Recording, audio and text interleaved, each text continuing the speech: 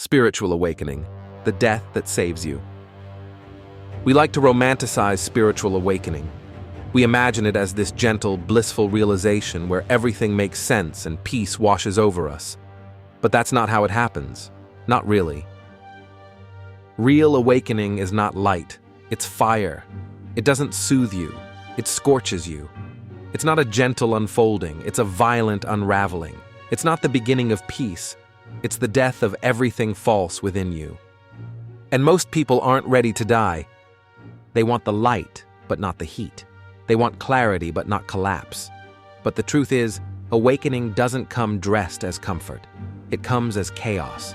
It comes to destroy who you were never meant to be, so that who you truly are can finally breathe. Reason 1, your identity must die. The version of you shaped by trauma, approval-seeking, fear, and societal roles cannot follow you into truth. That identity was a mask. It protected you, but it also imprisoned you. Awakening demands that you let it die. This isn't metaphorical. You will feel like you're losing your mind, like your world is crumbling. And it is, because it was never real to begin with. The ego doesn't go quietly. It clings, begs, bargains. It convinces you that letting go is losing everything. And it's right. You will lose everything. That wasn't truly yours.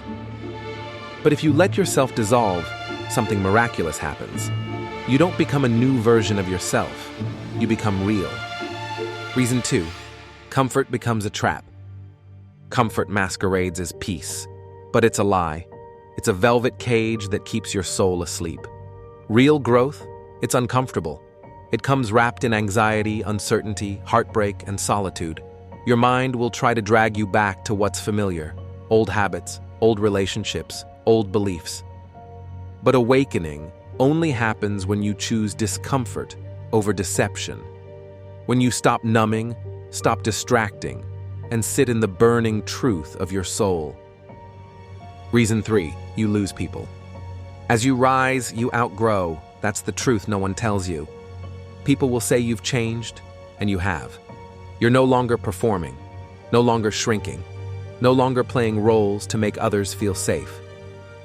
This isn't rejection, it's realignment. And though it hurts, it clears space for relationships rooted in authenticity, not illusion. You weren't abandoned, you were unhooked. Reason 4, there's no map. There's no step-by-step guide to awakening, no 10-step formula, no finish line. This terrifies the mind, which craves structure and control. But the path is not linear, it's a spiral. You'll think you're regressing when you're actually peeling back deeper layers. It's disorienting, and that's the point. The mind loses grip, the soul takes over. Awakening isn't about arriving, it's about surrendering, again and again. Reason 5, your mind turns on you. The voices in your head, the inner critic, the anxious thoughts, the fear get louder. Why? Because now you're quiet enough to hear them. These voices aren't new. They were always there, whispering beneath distraction. Awakening shines a light on them, and they scream when exposed. Your job isn't to silence them, it's to see them with compassion. That's how their power fades. Reason 6, solitude is sacred. You can't awaken in a crowd. You can't find yourself in the noise of external validation. Solitude isn't a punishment. It's the sacred silence where your truth emerges. It will feel lonely, but in that aloneness, you'll discover the voice of your soul, the one that was drowned out for years. That's the moment you realize you're not lost. You're finally home. Reason 7, you must unlearn. This isn't about adding knowledge. It's about shedding lies. Everything you were taught about worth, identity, success, and love, most of it was conditioning. Awakening is the demolition of those beliefs. It feels like loss. But you're not losing truth. You're losing illusion. You don't become enlightened by adding. You awaken by subtracting. What's left is real. Reason 8, numbing will tempt you. When the pain surfaces, and it will, you'll want to run. You'll crave distraction, escape, relief. That's how you've survived. But this time, Presence is the medicine. Feeling is the alchemy. You must sit with the ache, breathe through the fire, and stay, because the pain isn't there to punish you, it's there to free you. Reason 9. You were never in control. You thought you were steering the ship.